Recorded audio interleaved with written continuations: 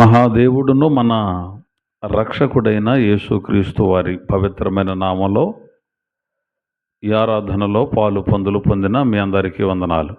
అందరికీ వందనాలండి. అందరికీ వందనాలు.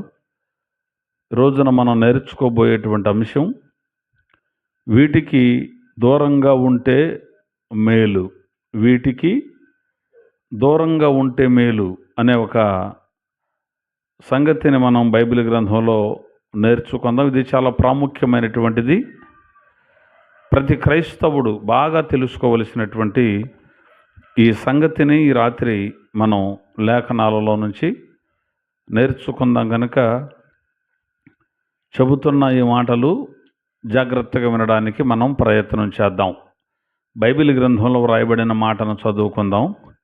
క్రొత్త నిబంధన గ్రంథంలో 118వ పేజీలో అపోస్తలుల కార్యాల గ్రంథం 15వ అధ్యాయం 28, 29 వచనాలు చదివి వినిపించండి. విగ్రహములకు అర్పించిన వాటిని, రక్తమును, గొంతు పిసికి చంపిన దానిని, జారత్వమును విసర్జింపవలెను. ఈ అవశ్యమైన వాటికంటే ఎక్కువైన ఏ భారమును మీ మీద మోపకూడదని పరిశుద్ధాత్మకును మాకును తోచెను. వీటికి దూరముగా ఉండుటకు జాగ్రత్త పడితిరా, అది మీకు మేలు, మీకు క్షేమము కలుగునుగాక.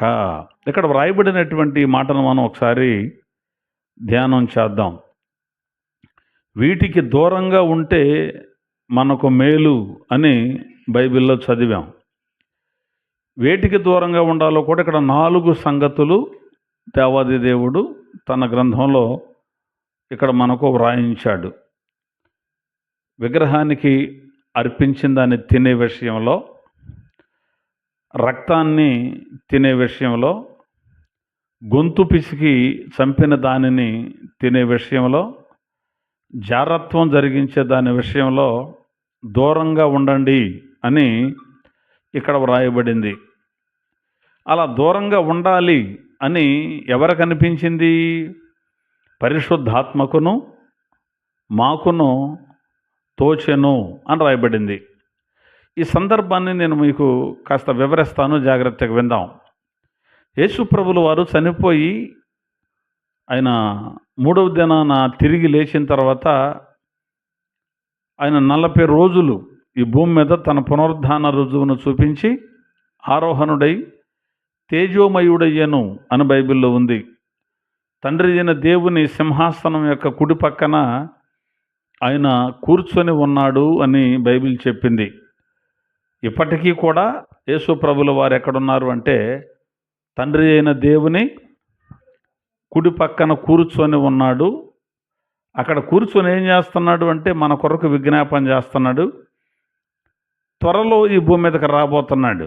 సరే, యేసయ్య వెళ్ళిపోయిన తర్వాత జరిగిన సందర్భం ఏమిటంటే ఆయన శిష్యులు అనేక ప్రాంతాలు తిరిగి సువార్తను అందించారు. మనుషులను రక్షిస్తున్నారు, అనేకులను క్రీస్తులో కడుతున్నారు. అయితే మరి ఈ ధర్మశాస్త్ర సంబంధమైన ఆచారాలు చాలా ఉన్నాయి. మరి ఈ ఆచారాలన్నీ కూడా మనం ఇప్పుడు ఆచరించాలా? క్రీస్తులోకి వచ్చిన తర్వాత మనకు అవి అవసరమేనా? మరి సున్నతి ఇప్పుడు మనం పొందాలా, అవసరం లేదా? ఏమిటి వీటి గురించి మనం ఏం చేయాలి అని ఒక ఆలోచన పుట్టింది. అన్యజనులు అనబడిన వాళ్ళు చాలామంది కొత్తగా సంఘంలోకి చేరుతున్నారు. మరి వాళ్ళు సంగతి ఏంటి? వాళ్ళకు కూడా సున్నతి ఇవ్వాలా? వాళ్ళు సున్నతి పొందాలా? అసలు మనకే అవసరం లేదు, మరలా అన్యజనులకి ఏమిటి? ఇవ్వాలా వద్దా అనేటువంటి దాని మీద పెద్ద వివాదం జరుగుతోంది. చాలా వివాదాలు జరిగాయి క్రొత్త నిబంధనలో, చాలా డిబేట్లు జరిగాయి వాటి మీద. పరిసయ్యులలో నుంచి వచ్చిన కొంతమంది ఖచ్చితంగా సున్నతి పొందాల్సిందే అంటారు, కానీ అపోస్తులులేమో వాటికి అవసరం ఉండదు అని వాళ్ళు అంటారు. ఇదే అధ్యాయాన్ని గనక, ఇదే 15వ అధ్యాయం గనక మొదటి వచనాన్ని గనక మనం గమనిస్తే, కొందరు యోదయ నుండి వచ్చి మీరు మోషే నియమించిన ఆచారము చొప్పున సున్నతి పొందితేనే కానీ రక్షణ పొందలేరని సహోదరులకు బోధించిరి. అర్థమవుతుందా? మీకు రక్షణ కలగాలంటే ఏం కావాలి? సున్నతి పొందితేనే కుదురుద్ది, లేకపోతే మీకు రక్షణ కలగదు అని వాళ్ళు చెబుతున్న సందర్భాన్ని మనం చూసాం. కానీ రక్షణ ఎలా కలుగుద్ది? 6వ వచనంలో వ్రాయబడిన మాట, అప్పుడు అపోస్తలులను పెద్దలను ఈ సంగతులను గురించి ఆలోచించుటకు కూడి వచ్చిరి. బహుతర్కము జరిగిన తరువాత పేతురు లేచి వారితో ఇలా అంటున్నాడు అని రాయబడింది. సహోదరులారా, ఆరంభమందు అన్యజనులు నా నోట సువార్త వాక్యం విని విశ్వసించులాగున మీలో నన్ను దేవుడు ఏర్పరచుకొనినని మీకు తెలియను అని చెబుతూ ఇక్కడ 10వ వచనంలోకి వచ్చేసరికి, గనుక మన పితరులైనను మనమైనను మోయలేని కాడిని శిష్యుల మెడ మీద పెట్టి మీరెందుకు దేవుని శోధించుచున్నారు? ప్రభు అయిన యేసు కృపచేత మనము రక్షణ పొందుదామని నమ్ముచున్నాం కదా, అలాగైతే వారును రక్షణ పొందుదురు అనేను. ఇప్పుడు మనం మొయ్యలేకపోతున్నాం, మన పితరులు కూడా మన మీద పెట్టినటువంటి భారం ఇది సున్నతి పొందాల్సిందే, లేకపోతే అది ఆచరించాల్సిందే, ఇది ఆచరించాల్సిందే, లేనిపోని అన్నీ మన మీద పెట్టారు కదా, మనమే మొయ్యలేకపోతున్నాం. మళ్ళీ ఇది తీసుకెళ్ళి అన్ని జనుల మీద పెట్టాలా? ఈ ఆచారాలు ఆచరించడానికి మళ్ళీ వాళ్ళకి చెప్పాలా? అసలు ఈ రక్షణ ఎలా వచ్చిందో మనకే? ప్రభు అయిన యేసు కృపచేత మనం రక్షణ పొందుచున్నామని నమ్ముచున్నాం కదా, అలాగైతే వారును రక్షణ పొందుతారు. వారంటే ఎవరు? అన్ని జనులు కూడా రక్షణ పొందుతారు. ఎలా? యేసు ప్రభు కృపను బట్టి మాత్రమే రక్షణ దొరుకుతుంది, ఏదో సున్నతి పొందటం వల్ల కాదు అని పేతురు భక్తుడు ఇక్కడ మాట్లాడుతున్నాడు. చాలా విశేషమైన వాదన జరిగింది, చాలా గొప్ప వాదన జరిగింది. ఈ 15వ అధ్యాయంలో చాలా వాదన జరిగింది. ఈ వాదనలో అపోస్తలులు, పెద్దలు, అనుభవం కలిగిన వారు అందరూ కూర్చొని ఆలోచించి ప్రార్థన చేసి ఒక తీర్మానం చేశారు. ఇప్పుడు సున్నతి పొందాలా వద్దా అనేది, లేకపోతే ధర్మశాస్త్రం మోసే నియమించిన కట్టడలు బోలెడు ఉన్నాయి కదా, ఏమన్నా మనం ఆచరించాలా వద్దా అనేటువంటిది నిర్ణయాలన్నీ కూడా జరిగాయి. అయితే ఒక నిర్ణయం వచ్చింది, ఒకటి చేస్తే బాగుంటుంది అని ఒక ఆలోచన పరిశుద్ధాత్ముడు వీళ్లకు చెప్పాడు. అందుకే ఇక్కడ పరిశుద్ధాత్మకును మాకును తోచను అన్నాడు. ఏమని? వాళ్ళ మీద ఈ భారం మోపకూడదని. 19వ వచనం చూద్దాం. 15వ అధ్యాయం 19వ వచనం. కాబట్టి అన్యజనులలో నుండి దేవుని వైపు తిరుగుచున్న వారిని మనము కష్టపెట్టక విగ్రహ సంబంధమైన అపవిత్రతను, జారత్వమును, గొంతు పిసికి చంపిన దానిని, రక్తమును విసర్జించుటకు వారికి పత్రిక వ్రాసి పంపవలనని నా అభిప్రాయం. యాకోబు గారు కూడా చెబుతున్న మాట. ఇందాక పేతురు గారు చెప్పాడు, ఇప్పుడు యాకోబు గారు కూడా చెబుతున్నారు. వాళ్ళ మీద ఎక్కువ భారమే మనం పెట్టొద్దు, ఈ 4 చాలు అని పత్రిక రాసి పంపుదాం. దాన్ని చదువుకుంటారు, తెలుసుకుంటారు, ఏది ఆచరించాలో ఏది ఆచరించకూడదు అర్థమైపోద్ది. కానీ ఈ 4 మాత్రం ముఖ్యం. వీటికి దూరంగా ఉంటేనే మేలు, వీటికి దగ్గరగా ఉంటే మేలుకి ఆపోజిట్ ఏంటి? కీడిన ఆపోజిట్ వర్డ్స్. మీకు ఏం మేలు? వీటికి దూరంగా ఉంటే మీకు మేలు అంటున్నాడు కదా. పరిశుద్ధాత్మను మాకును తోచను, వీటికి దూరంగా ఉండుటకు జాగ్రత్త పడితేరా అది మీకు మేలు అన్నాడు. చివరికి పరిశుద్ధాత్మ దేవుడు, అపోస్తలులు కలిసి ఆలోచించి ఒక నిర్ణయం తీసుకొని ఆ నిర్ణయాన్ని సంఘానికి వ్యక్తం చేశారు. దేవునికి మహిమ కలుగునగాక. ఏమిటి ఆ నిర్ణయం? పరిశుద్ధాత్ముడు నిర్ణయం ఏమిటి? ఆది అపోస్తలుల నిర్ణయం ఏమిటి? ఈ 4టికి మాత్రం మనం దూరంగా ఉండాలి. మొదటిది ఏమని చదివాం 28వ వచనంలో, విగ్రహములకు అర్పించిన వాటిని, రెండవది రక్తాన్ని, మూడవది గొంతు పిసికి చంపేసిన దాన్ని, నాలుగవది జారత్వానికి దూరంగా ఉండాలి. సహజంగా జారత్వానికి దూరంగా ఉండమని బైబిల్ చెప్పింది. అది అందరూ కూడా దాన్ని, క్రీస్తులోనికి వచ్చిన వాళ్ళు ఖచ్చితంగా దాన్ని జరిగించాల్సిందే. తర్వాత గొంతు పిసికి చంపిన దానిని అన్న దాని మీద కొంతమందికి ఈ రోజుకి ఒక క్లారిటీ లేదు. ఏదైనా మనం మాంసం తినాలి అన్నప్పుడు ఇది వరకటి రోజుల్లో ఏం చేసేవాళ్ళు అంటే మనోళ్ళు కోడిని పట్టుకొని మెడకాయ కొయ్యకుండా దాని మెడ కోసి రక్తం అంతా పోయే వరకు ఉంచకుండా మెడబెట్టి ఇట మెలిగి తిప్పేసేసేవాళ్ళు. మెడ ఇట మెలిగి తిప్పి అట్లా ఉంచితే చచ్చిపోతుంది. చచ్చిపోయిందంటే ఇక అప్పుడు దాన్ని కోసుకొని తినేవాళ్ళు. అంటే గొంతు పిసికి చంపటం అంటారు దాన్ని. అలాంటిది తినకూడదు, అది హేయం. అర్థమవుతుందా? ఇవాళైనా మనం గొంతు పిసికి చంపింది దేన్ని తినకూడదు. ఇప్పుడు అందుకని మాంసం కోసే దగ్గర అలాలు చేస్తారంటారు చూడు కొంతమంది. అంటే ఏంటంటే దాని నోరు అలా తెరిచి కాస్త నీళ్లు పోసి పేక్ కటింగ్ చేస్తారు, అలాలు చేస్తారంటారు చూడు. అట్లా మెడ కోసేసి ఆ రక్తం పోయిన తర్వాత దాన్ని మనం తినాలి, ఆ మాంసాన్ని తినాలి తప్ప రక్తం దాంట్లో ఉండంగా దాన్ని తినకూడదు. అంటే గొంతు పిసికేసి చంపిన దాన్ని తినకూడదు. ఇదొకటే ఒక క్లారిటీ. తర్వాత రక్తాన్ని కూడా తినకూడదు, రక్తాన్ని తినకూడదు. రక్తాన్ని తింటారంటే చాలామంది తింటారు, చాలామంది రక్తాన్ని తింటారు. రక్తాన్ని వేడి చేసుకొని దాంట్లోకి కొన్ని కలిపి అలా పొయ్యి మీద పెట్టేసరికి అది జున్ను గడ్డ అయినట్టు అయిపోద్ది, తింటారు. దాన్ని కూడా కూర వండుకొని తింటారు కొంతమంది. అయితే ఆ రక్తాన్ని మనం ఏం చేయాలి? విసర్జించాలి, తినకూడదు. జారత్వాన్ని విసర్జించాలి, గొంతు పిసికి చంపిన దాన్ని విసర్జించాలి, రక్తాన్ని కూడా తినకూడదు. అన్యజనులు కూడా, ఒక ఇశ్రాయేలీయులు మాత్రమే, యూదులు మాత్రమే కాదు, ఆ అపోస్తలులు వాళ్ళే కాదు, ప్రతి ఒక్కడు క్రైస్తవుడు అనబడిన వాడు వీటిని విసర్జించాలి.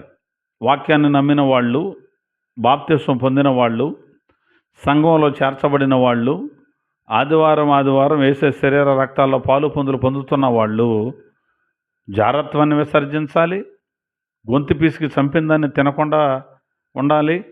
అలాగే రక్తాన్ని కూడా తినకూడదు, రక్తాన్ని కూడా మనం తినకూడదు, వాటిని విసర్జించేసేయాలి. ఈ మూడు సరే.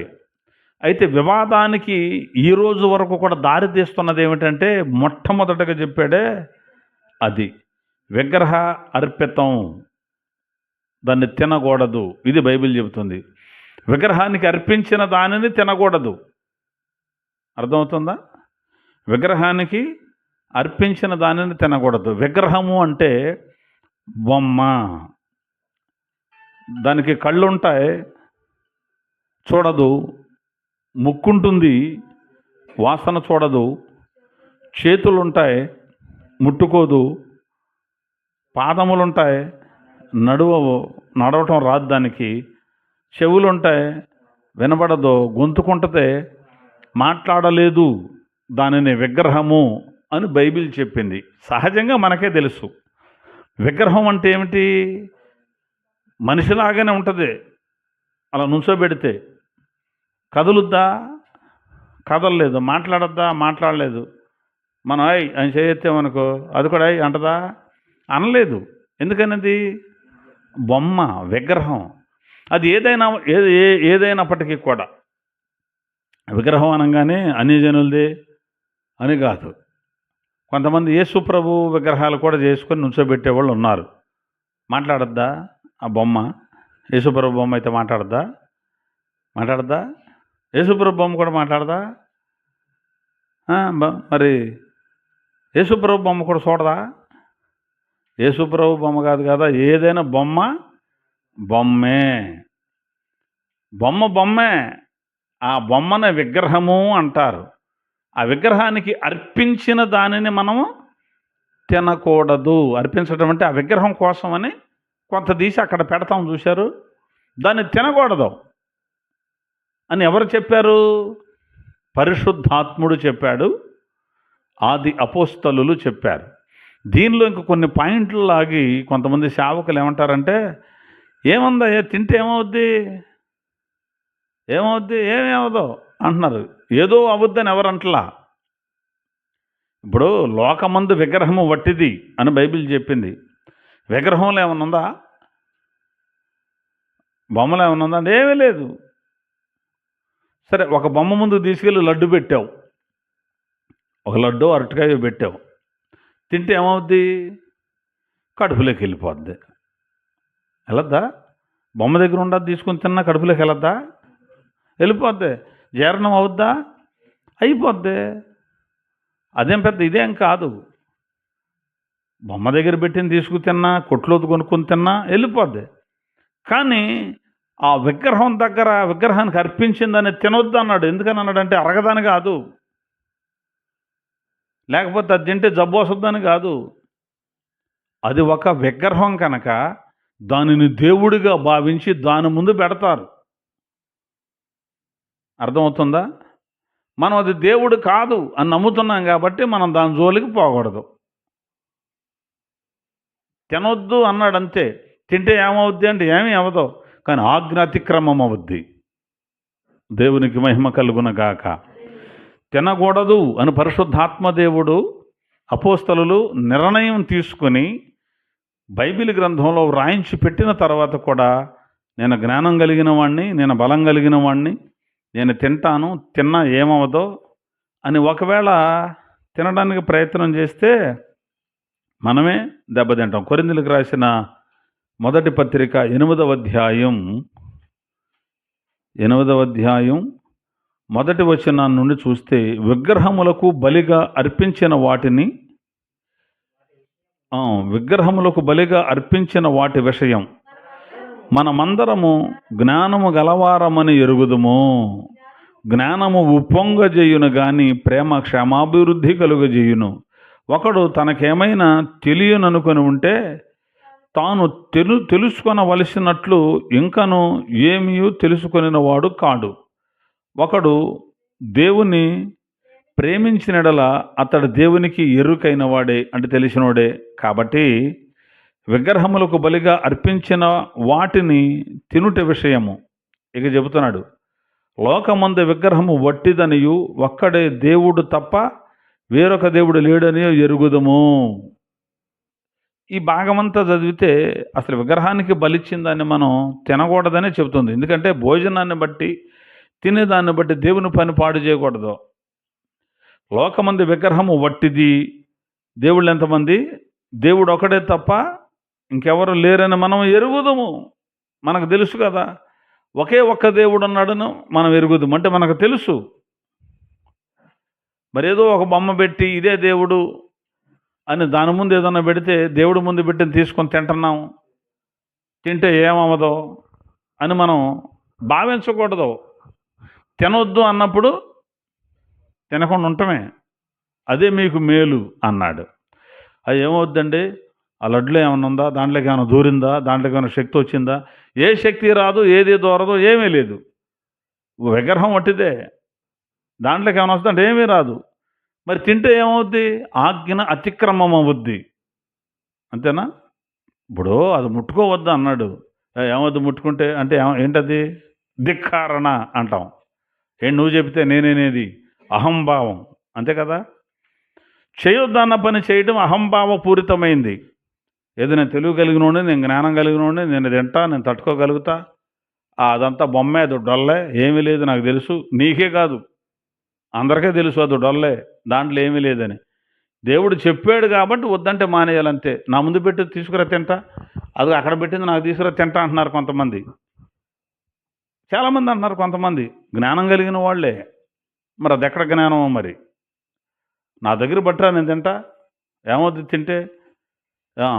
అక్కడ పెట్టావా, ఇక్కడ పూజ చేసావా, అక్కడ అది చేసావా, ఇక్కడ పట్టరా, నేను తింటా, నాకేమవుద్దో సొత్త అంటున్నారు. తిను, నువ్వు తింటే తిను, నిన్ను బట్టి కొంతమంది పోతున్నారు, అది బాధ.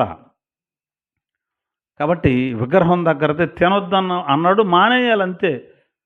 ఏదవుద్దో అంత బలవంతుడువా, అంత శక్తివంతుడువా? నాకేం అవదంటానికి గోమాట చూపిస్తాను, చూద్దాం. కొరింథీయులకు రాసినటువంటి మొదటి పత్రిక 10వ అధ్యాయం 18వ వచనం నుంచి చూద్దాం.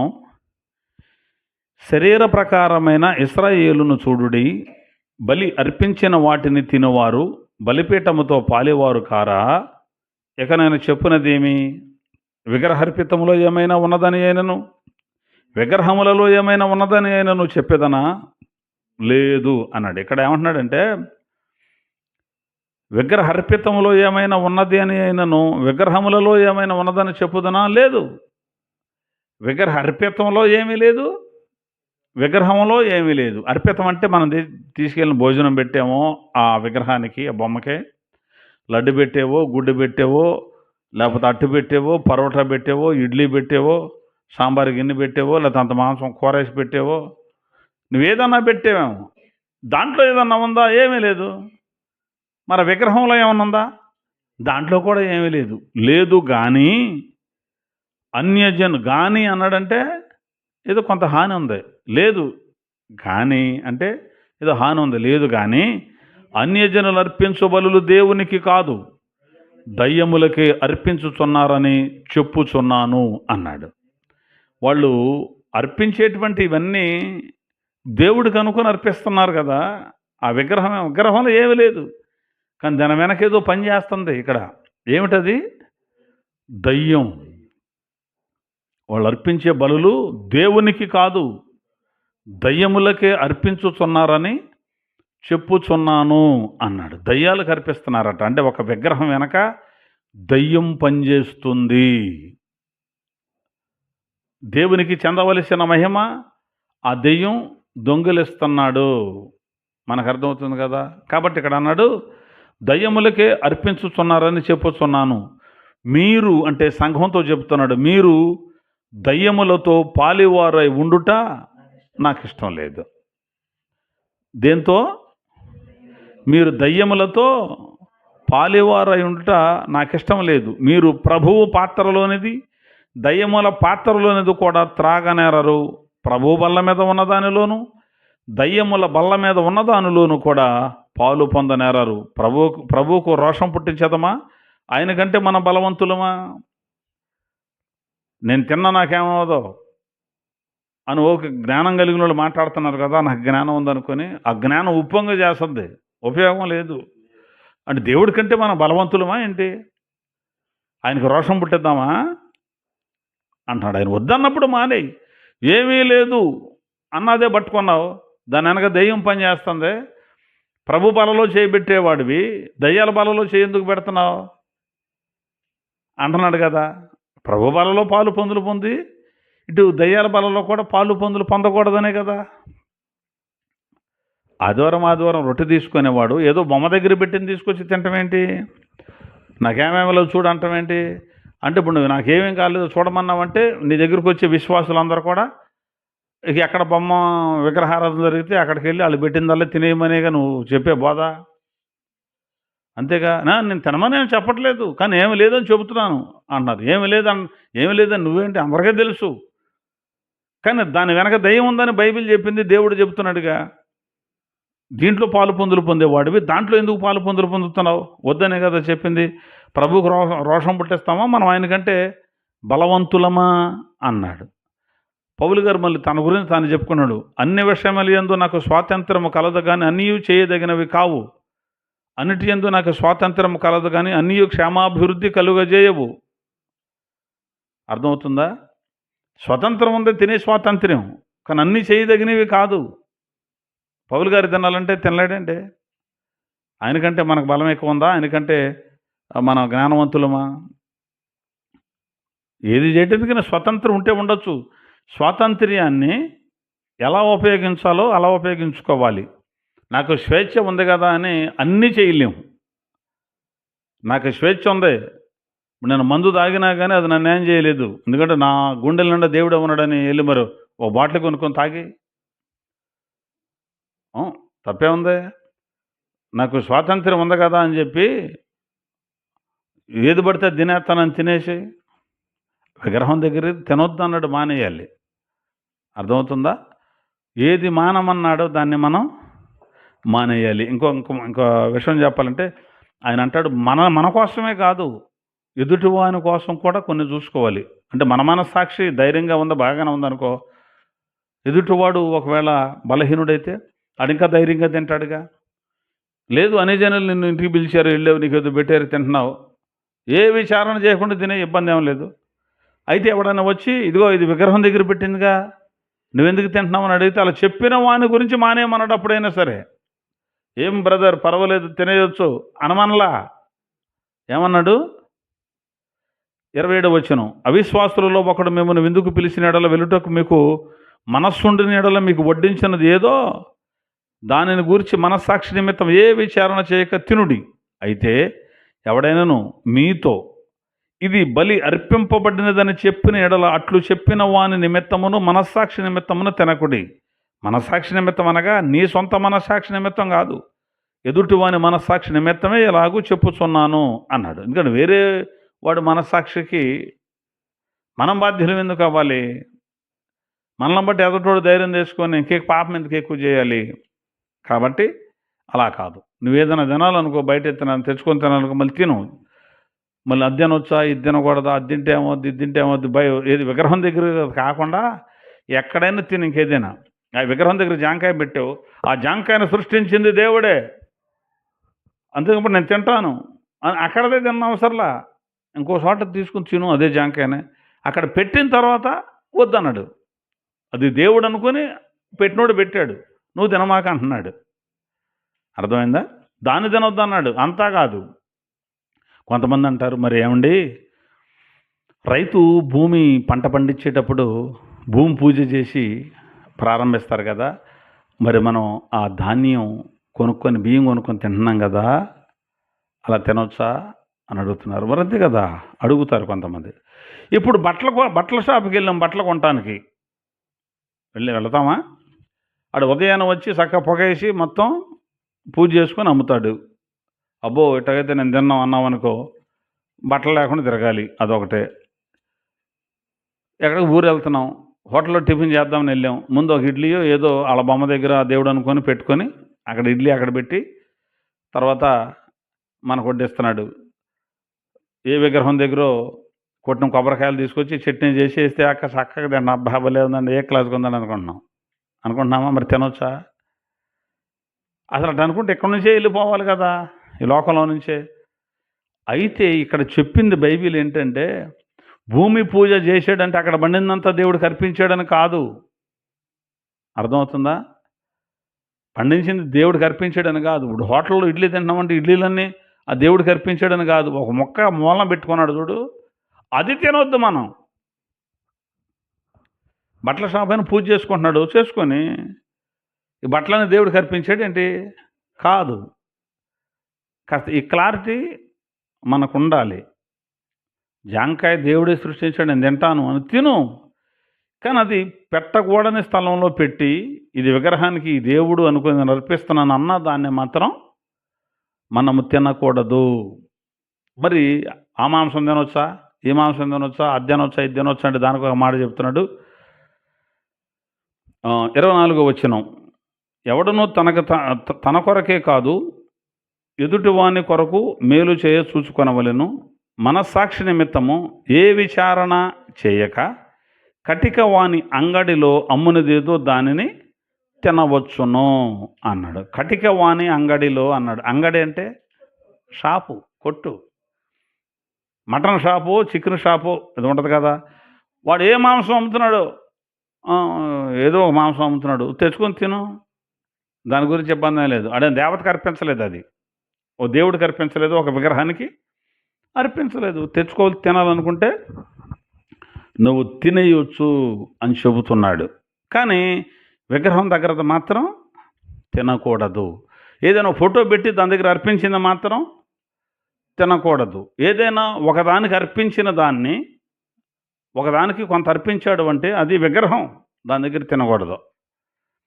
ఇప్పుడు క్రైస్తవులు అని చెప్పుకుంటున్న వారిలో కొంతమంది చేస్తున్న పొరపాటు ఏంటంటే, మన ఇంట్లో ఎవరైనా చనిపోయారు అనుకో, తాతో మా అమ్మో అమ్మో నాన్నో ఎవరో పోయారు అనుకో, వారి ఫోటోకి చక్క దండలో అవి వేసి సాంబ్రాణి పొడులు వెలిగించి అక్కడికి వెళ్ళి దండం పెట్టుకొని ఆ ఫోటో ముందు ఒక ఇస్తరాకు పెట్టి దానిలో అన్నం పెట్టి కూర పెట్టి ఒక గారె పెట్టి స్వీట్ పెట్టి హాట్ పెట్టి అన్నీ అక్కడ పెట్టి కాసేపు ఉండాక వాళ్ళ మనవాళ్ళలో కొడుకులో ఎవరో మన అన్నదే నేనే తింటానని తినేస్తుంటారు.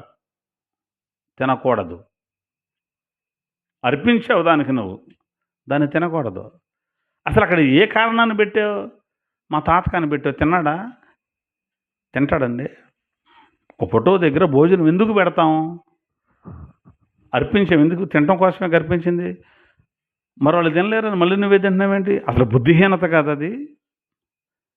తినలేని బొమ్మ దగ్గర పెట్టేవే. ఎవడన్నా పిచ్చోడు వచ్చాడు, అడుక్కునోడు వచ్చాడు, ఆడికి పెట్టు, ఆడు తింటాడు, కడుపు నిండా తిని వందనాలయ్యా అంటాడు. అరే తినలేదని తెలుసు, ఆ ఫోటో తినలేదని తెలుసు, ఆ బొమ్మ తినలేదని తెలుసు, దాని దగ్గరికి ఎందుకు? కొంతమంది తలకమాసిన వాళ్ళు కొంతమంది ఏం చేస్తారో తెలుసా?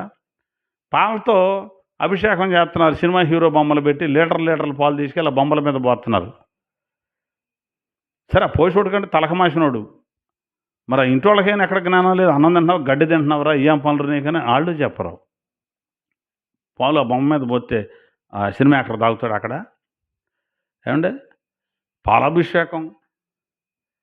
ఈ బొమ్మల మీద కూడా అట్టాగే పాలాభిషేకం, నీళ్ళ అభిషేకం, తేనె అభిషేకం, గడిద గుడ్డ అభిషేకం అని విలువైన వస్తువులు, విలువైనటువంటి వాటిని ఉపయోగం లేకుండా నేలపాలు చేసేయటం, అదొక అవివేకం, అంధకారం, అది అజ్ఞానంతో కూడుకున్న సైతానీయమైన కుట్ర.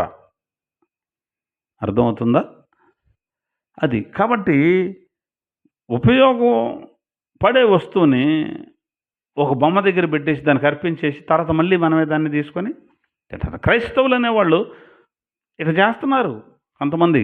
అసలు ఈ దినాలు, ఈ తద్దినాలు చేయటమే దరిద్రం. మళ్ళీ దానికి తగ్గట్టు ఫోటో ఒకటి పెట్టి మా నాన్నకి పెట్టానండి ఇంత తింటున్నాడండి. ఆయన బతికొండంగా బెటరండి. మళ్ళీ ఆయన బతికొండంగా బెటరో అది కూర ఏమన్నాడు అనుకో, ఎయిరు పోట్లాడతారు. ఆకలి అవుతుంది కొంచెం బిడ్డ, అబ్బా వద్దా ఈ టైంలో నీకు ఇరోజనాలు అవుతాయి తినమాకు అని వీళ్ళు మాత్రం దబరాలు తింటారు. చచ్చిపోయాక ఫోటో ముందు పెడతాడు, తింటాడు. అప్పుడు ఇదొక దరిద్రమును. మరొక దరిద్రం ఏంటంటే, సమాధి చేసి వచ్చేస్తాం కదా, మళ్ళీ 3వ రోజునని, లేకపోతే 9వ రోజునని, లేకపోతే 13వ రోజునని, లేకపోతే 15వ రోజునని మరమరాలు కొనుక్కెళ్ళి సమాధి కాడకు తీసుకెళ్తారు. అయ్యగారు రండే, పదమ్మా వెళ్దాం పదమ్మా. ఈ అయ్యగారు కూడా వెళ్ళాలి సమాధి కాడకి. లేపుకొత్తానికా ఇంటి వెళ్ళేది? వెళ్ళి ఈ బేసిన్ తీసి ఆ సమాధుల మీద పెడతారు. ఈ బేసినుడు ఇవన్నీ తీసుకెళ్ళి అక్కడ పెట్టి అయ్యగారు ప్రార్థన చేసిన తర్వాత మళ్ళీ అక్కడికి వచ్చిన బారపోసి పట్టుకొస్తారు. మొత్తం సమాధి మీద పెట్టేవంటే ఇవన్నీ సమాధికి అర్పించేవు నువ్వు. మళ్ళీ వత్త అందరికీ పంచుకొస్తారు ఆ దరిద్రాన్ని. మీరు ప్రార్థనకు వెళ్తున్నారు కదా, తినమాకండి మీరు. ఏమవుద్ది తింటే ఏమవుదాం, తింటే ఏదో అవుద్దని కాదు, అర్పించారు సమాధికి. అర్పించిన దాన్ని తినకూడదు. సమాధి ఒక విగ్రహం వాళ్ళకే. అర్థమవుతుందా? సమాధి మీద పోషణ కూడా తినేస్తారు కొంతమంది అక్కడే. ఎందుకు వెళ్తున్నారు సమాధి దగ్గరికి అంటే, యేసుప్రభు చచ్చిపోయినప్పుడు 3వ రోజున వాళ్ళు వెళ్ళలేదా, అందుకని మేము కూడా వెళ్తున్నాం. వాళ్ళు ఎందుకు వెళ్ళారు? సుగంధ ద్రవ్యాలు పోద్దామని వెళ్ళారు అని ఉంది. ఆయన లేస్తానని చెప్పాడు. వాళ్ళకి నమ్మకం లేదు. చచ్చిన లేకటం ఎక్కడన్నా ఉందా? చచ్చిన వాడు లేవటం ఎక్కడన్నా ఉందా? లేదు. ఆయన ఏదో చెప్తే చెప్పాడు కానీ మనం ఎక్కడ నమ్ముతాంలే అని అవిశ్వాసం వాళ్ళకి. ఇంకెళ్ళి ఆయన పూసొద్దాం, మన కోసం రాయివులు తీస్తారు, వెళ్ళి సుగంధ ద్రవ్యాలు ఆయన పూయాలిగా మనం అనుకుంటే వెళ్తున్నారు వీళ్ళు. అసలు ఆయన అక్కడ లేడు. ఆయన వెళ్ళారు కాబట్టి మేము కూడా వెళ్తున్నాం అని. ఇప్పుడు వీళ్ళు లేస్తారా? వీళ్ళు లేచే టైం ఒకటి ఉంది, బైబిల్ చెప్తుంది. వీళ్ళంతా లేచే టైం ఒక రోజు ఉంది, అప్పుడు లేస్తారు. దానిని పునరుద్ధానం అని బైబిల్ చెప్తుంది. ఈ లోపల ఎందుకో కంగారు పడిపోయి సమాధుల కాడకి పండగల కల్లా పరిగెత్తడం, వాటిని శుభ్రాలు చేయటం, వాటిని అలకటం, అక్కడికి వెళ్ళి దండాలు పెట్టుకోవటం, అక్కడికి వెళ్ళి పిండాలు పెడతాం, గడిది గుడ్డు పెడతాం, మళ్ళీ అది ఇల్లు తెచ్చుకు తింటాం. విగ్రహర్పితమైంది ఏది తినకూడదు. ఇప్పుడు అమ్మో నాన్న పోయారు, వాళ్ళ ఫోటో ఇంట్లో పెట్టుకో, చక్కగా ఇట్లా ఉంటాడు మా నాన్నను చూయించుకో. దాని దగ్గరికి వెళ్ళి దండం పెడుతున్నారు కొంతమంది.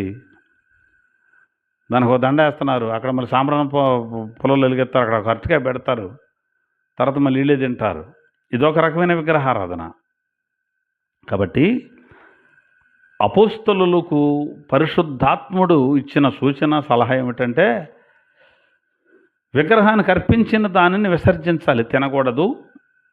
గొంతు పిసికి చంపేసిన దాన్ని తినకూడదు. కోళ్ళను గొంతు పీల్చి చంపేస్తారు కదా, తినకూడదు.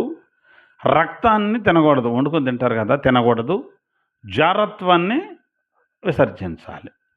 వీటికి దూరంగా ఉంటే అది మీకు మేలు అని బైబిల్లో వ్రాయబడింది. కాబట్టి ఏ విగ్రహం దగ్గరదైనా తినొద్దు, ఏ బొమ్మ దగ్గర అర్పించిందానైనా మీరు తినొద్దు.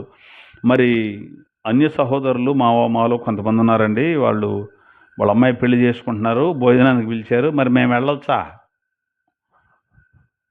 దివ్యంగా వెళ్ళి రావచ్చు, కడుపు నిండా భోజనం చేసి రావచ్చు. మరి వాళ్ళు తినే ముందు గోవింద గోవింద అంటున్నారండి, మరి దాన్ని మేము తినవచ్చా అని అంటున్నారు. వాళ్ళు గోవింద గోవింద అనుకుంటే నీకే, అది ఏదనుకుంటే నీకే. దాన్ని తీసుకెళ్ళి ఒక విగ్రహం దగ్గర పెట్టలేదుగా. అసలు గోవింద అంటున్నారంటే దాని అర్థం వాళ్ళకి తెలియక అంటున్నారు. గోవుని విందుగా ఆరగించడమే గోవిందు. గోమాంసం కోసుకొని తింటమే గోవిందు అంటే, గోవుని విందుగా తింటమే, అదే గోవిందు. దాని అర్థమే అది. కాబట్టి విగ్రహార్పితం దగ్గరికి తినకూడదు. అయితే తెలివి ఎక్కువైపోయి వీటిని తినవచ్చు అని కొంతమంది చెబుతున్నారు. ప్రకటన గ్రంథంలో ఒక మాట ఉంటుంది, చూద్దాం. ప్రకటన గ్రంథం 2వ అధ్యాయం 14వ వచనం చూడమ్మా.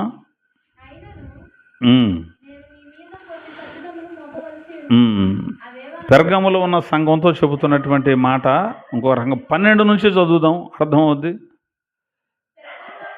పెర్గములో ఉన్న సంఘపు దూతకు ఎలాగో వ్రాయము, వాడి అయిన 2 అంచులు గల ఖడ్గము గలవాడు చెప్పు సంగతులేవనగా, సాతాను సింహాసనమున్న స్థలములో నీవు కాపురమున్నావని నేను ఎరుగుదును, మరియు సాతాను కాపురమున్న ఆ స్థలములో నా యందు విశ్వాసివై ఉండి నన్ను గురించి సాక్షి అయిన అంతిపయను వాడు మీ మధ్యను చంపబడిన దినములలో నీవు నా నామమును గట్టిగా చేపట్టి నా యందలి విశ్వాసమును విసర్జించలేదని నేను ఎరుగుదును. ఈ అంతిప అనేటువంటి ఈయన గురించి మనం నేర్చుకున్నాం కదా ఇంతకుముందు.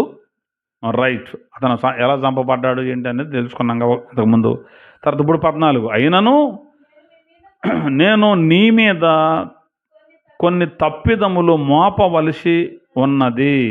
అదేదనగా, విగ్రహమునకు బలి ఇచ్చిన వాటిని తినునట్లు జారత్వము చేయునట్లును ఇశ్రాయేలీయులకు ఉరియొడ్డుమని. బాగా దీర్ఘం ఇచ్చాడు, బలాకు కాదు, అది బాలాకునకును నేర్పిన బిలాము బోధను అనుసరించువారు మీలో ఉన్నారు. అటువలనే నికోలాయితుల బోధన అనుసరించువారు నీలో ఉన్నారు. ఇక్కడ బిలాముని గురించి మాట్లాడుతున్నాడు, నికోలాయితుల బోధన గురించి కూడా మాట్లాడుతున్నాడు. బిలాం బోధ, నికోలాయితుల బోధ అనుసరించే వాళ్ళు నీలో ఉన్నారు. ఇప్పుడు నికోలాయితులు అంటే ఎవరో ఒకసారి చెప్పుకున్నాం కదా. నికోలాయితుల బోధ అంటే ఏంటి అనేది తెలుసుకున్నాం కదా. మళ్ళీ ఇంకోసారి రికార్డెడ్గా ఇంకోసారి కుదిరినప్పుడు చెప్పుకుందాం. ఇక్కడట విగ్రహములకు బలిగా అర్పించినటువంటి వాటిని తినేటట్లు చేసే బోధ. కొన్ని బోధలు విగ్రహానికి బలి అర్పించిన దాన్ని కూడా ఏమవుదో అని జారత్వాన్ని ప్రేరేపించేటువంటి, వాటి కోసం పరుగులు తీసేటువంటి బోధ చేసేవాళ్ళు నీలో ఉన్నారు. నికోలాయితుల బోధ కూడా నీలో ఉంది. అందుకని కొన్ని తప్పులు నీ మీద నేను మోపుతున్నానని సంఘంతో చెబుతున్నాడు. విశ్వాసం కలిగిన సంఘమే, కాల్చబడడానికి శరీరం అప్పగించడానికి ఇష్టపడిన సంఘమే, అన్నీ తెలుసు సంఘానికి. కానీ విగ్రహాలకు అర్పించిందని తింటున్నారు కాబట్టి అది తప్పు, నేను మోపుతున్నాను అని పరిశుద్ధాత్ముడు ఇక్కడ చెబుతున్నాడు. కాబట్టి ఏదో మన తెలివిని ప్రదర్శిద్దాం కదా అనుకొని విగ్రహానికి అర్పించిన దాన్ని తినొద్దని దేవుడు చెబితే నేను తింటాను అని క్రైస్తవ సమాజంలో ఎవ్వరు కూడా తినకూడదు. ఓకేనా? తినకూడదు, ఎందుకంటే అది అర్పించారు, దాని జోలికి పోకూడదు. ఎందుకని పోకూడదు? అక్కడ ఏమన్నాడు, అన్యజనులు అర్పించు బలులు దేవునికి కాదు దయ్యములకి అర్పించుచున్నారని చెప్పుచున్నాను. మీరు దేవుని బలలోను దయ్యముల బలలోను కూడా పాలు పొందకూడదు. దెయ్యాల బలలో అంటే ఆదివారం ఏసే శరీర రక్తాల్లో పాలు పొంది అక్కడికి వెళ్ళి అవి కూడా తిని చేయకూడదు. మరి వాళ్ళతో సహవాసం చేయకూడదంటారా? చెయ్యి, తప్పేం కాదు. అన్ని జనులతో సహవాసం చేయొద్దని బైబిల్ చెప్పలా. వ్యభిచారులతో సహవాసం చేయొద్దని బైబిల్ చెప్పలా. దొంగలతో సహవాసం చేయొద్దని బైబిల్ చెప్పలా. మోసగాళ్ళతో జత చేయొద్దని బైబిల్ చెప్పలా. మరి వాళ్ళతో కలిసి తినొద్దని కూడా బైబిల్ ఏం చెప్పలా. ఈ మాట కూడా ఒక క్లారిటీ ఇచ్చి నేను ముగించేస్తాను, లేకపోతే కాస్త అయోమయంలో పడేటువంటి అవకాశాలు ఉంటాయి. అదేంటండి, మనమేంటి వ్యభిచారులతో జత చేయటం ఏంటి, దొంగలతో జత చేయటం ఏంటి, లోభులతో జత చేయటం ఏంటి, అదేంటి అదట కుదిరితే నీతికి ఏంటి అనీతికి అసలు పొత్తి ఎక్కడదే? పాపులకి మనకి జోడుందా?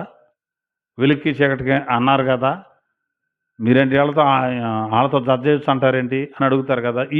ఈ తేడా తెలీదు చాలామందికి. అది చెప్పి నేను ముగించేస్తాను. కొరింథీయులకు రాసిన మొదటి పత్రిక 5వ అధ్యాయం 9వ వచనం నుంచి నేనే చదువుతాను. చూద్దాం. 9 నుంచి చివరి వరకే చదువుతాను. 148వ పేజీలో కొరింథీయులకు రాసిన మొదటి పత్రిక 5వ అధ్యాయం 9వ వచనం నుండి. జారులతో సాంగత్యము చేయవద్దని నా పత్రికలో మీకు వ్రాసి ఉంటుంది. అయితే ఈ లోకపు జారులతోనైనను, లోభులతోనైనను, దోచుకుని వారితోనైనను, విగ్రహారాధకులతోనైనను ఏమాత్రమును సాంగత్యము చేయవద్దు అని కాదు. అలాగైతే మీరు లోకంలో నుంచి వెళ్ళిపోవలసి వచ్చును కదా. ఇప్పుడైతే సహోదరుడు అనబడిన వాడు ఎవడైనను జారుడు కానీ, లోభి కానీ, విగ్రహారాధకుడు కానీ, తిట్టుబోతు కానీ, త్రాగుబోతు కానీ, దోచుకునేవాడు కానీ అయి ఉన్నడలా అట్టి వానితో సాంగత్యము చేయకూడదు, భుజింపను కూడదని మీకు వ్రాయిచున్నాను. వెలుపటి వారికి తీర్పు తీర్చుట నాకేలా? వెలుపటి వారికి దేవుడి తీర్పు తీర్చున కానీ మీరు లోపలి వారికి తీర్పు తీర్చువారు గనుక ఆ దుర్మార్గుణ్ణి మీలో నుండి వెలివేయుడి అన్నాడు పౌలు భక్తుడు. జారులతో సాంగత్యం చేయవద్దని చెప్పింది విన్నారు కదా. అయితే ఈ లోకపు జారులతోనైనను అంటున్నాడు. ఈ లోక సంబంధమైన జారులు కానీ, లోబులు కానీ, దోచుకునేవారు కానీ, విగ్రహారాధకులు కానీ ఇట్లాంటి వాళ్ళతో సాంగత్యం చేయొద్దని కాదు. ఈ లోకంలో దొంగలతో, వ్యభిచారులతో, పాపులతో జత చేయకూడదు అనుకున్నాం అనుకో, మనం ఈ లోకంలో నుంచి వెళ్ళిపోవలసి వచ్చును. అందరూ వాళ్ళేగా లోకంలో ఉన్నది.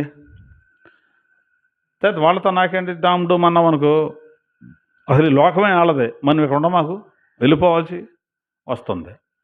మరి జారులతో సాంగత్యం చేయొద్దని ఎందుకు రాసేవయ్యా అంటే ఇక్కడ చెప్తున్నాడు. ఇప్పుడైతే సహోదరుడు అనబడిన వాడెవడైనను అన్నాడు. సహోదరుడు అనబడిన వాడంటే మారు మనసు పొందినవాడు, రక్షణ పొందినవాడు, ముంచుడు బాప్తిస్మం తీసుకున్నవాడు, సంఘంలో సభ్యుడిగా చేర్చబడినవాడు, యేసయ్య శరీర రక్తాల్లో పాలు పొందుతున్నవాడు, ప్రతి వారం వాక్యంతో బలపడుతూ యేసయ్య రాకడ కొరకు ఎదురు చూస్తున్నవాడు సహోదరుడు అంటే.